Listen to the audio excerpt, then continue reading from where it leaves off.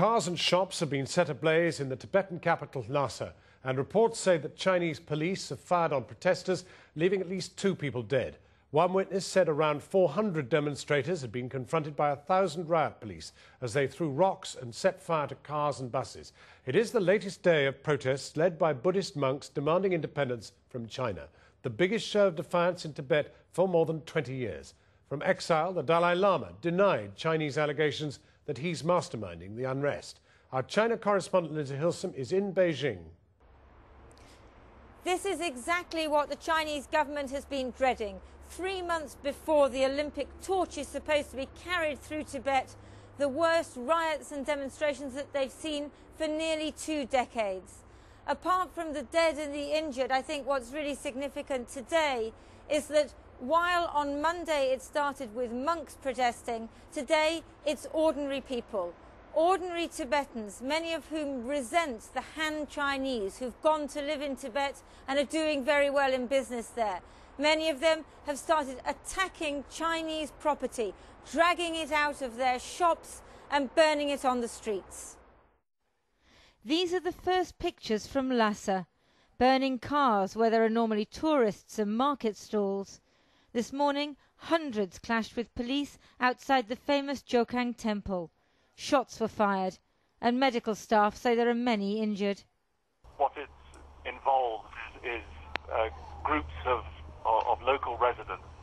These are ordinary Lhasa citizens who have been attacking any property which looks Chinese, smashing windows, hurling stones at little shops and restaurants.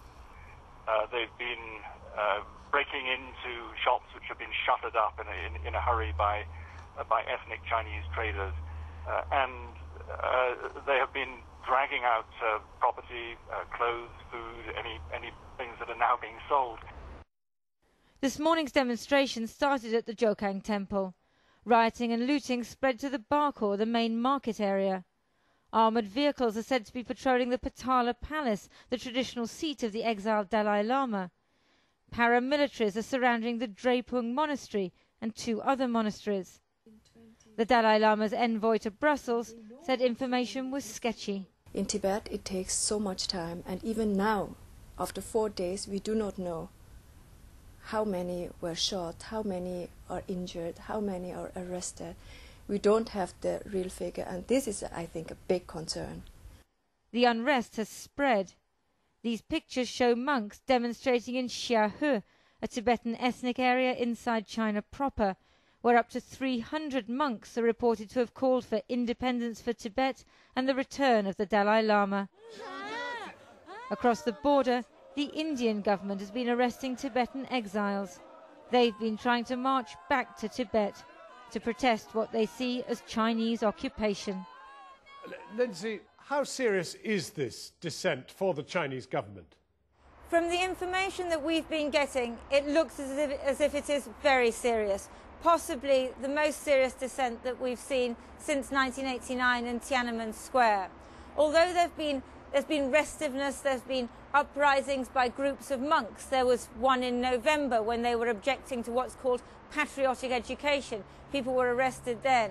This is the first time since 1989 that we've seen ordinary Tibetans out on the street protesting and rioting. So I think this is an extremely significant development in China. Lindsey.